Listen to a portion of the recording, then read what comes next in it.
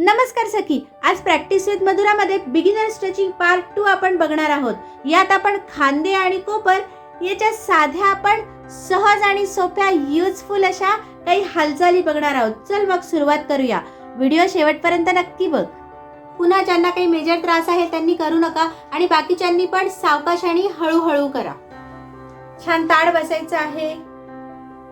हात सरळ घ्यायचे, हाताचे तळवे छताकडे, कोपऱ्यातून हात ताठ, हळूहळू हाताची बोटं खांद्यावर ठेवायची, पुन्हा सरळ, पुन्हा सरळ। 10 ते 12 वेळा तुम्ही हे करू शकता। हळूच हात सावकाश खाली। आता आपले हात अगदी खांद्यापासून सैल सोडायचे आहेत, एकदम खाली सैल सोडायचे आहेत। छान ताड बसायचे आणि हळूहळू खांदे कानाकडे न्यायचा प्रयत्न करायचा आहे। वर ताड बसायचं आहे, बळजबरी कानाला लागावे म्हणून असं करायचं नाही। ताड बसायचे, मान सरळ ठेवायची आहे। खाली आखडलेले खांदे फ्रोजन शोल्डर असतात ना, त्यासाठी या हालचालींचा फायदा होतो। आपण सतत गाडी चालवतो त्यामुळे पण आपला हात खांदे आखडतात, कोपर दुखतात, तर त्यासाठी पण याचा फायदा होतो।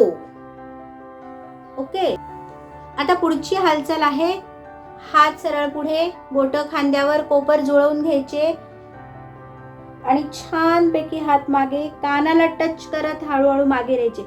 छान स्ट्रेच करायचे आहेत, छाती छान वाईड करायची, फुलवायची आहे। पुन्हा कोपर जुळवायचे, पुन्हा मागे, कानाला टच करत न्यायचे आहे।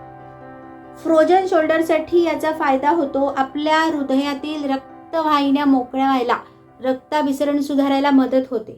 जेव्हा तुम्ही रेग्युलर कराल तेव्हा आणि छान कराल तेव्हा सावकाश करायचं आहे। आता हीच क्रिया उलट्या बाजूने करायची। पुढून मागे छान छाती अशी ताणून घ्यायची आहे। कुठे कुठे ताण येतो त्याकडे लक्ष द्यायचे। कानाला टच करत हात पुढे आले पाहिजे, परत कोपर जुळले पाहिजे। मस्त अशी मानेचं दुखणं बरं व्हायला पण याने मदत होते। हात सरळ आणि हात खाली। मग सखी, तुला कसं वाटलं माझ्यासोबत हे करून? घाई करू नको, तुला कम्फर्टेबल असेल आणि जितकं झेपेल तितकंच कर। मग पुन्हा भेटूया आपण पार्ट 3 मध्ये। तोपर्यंत स्वतःची काळजी घे।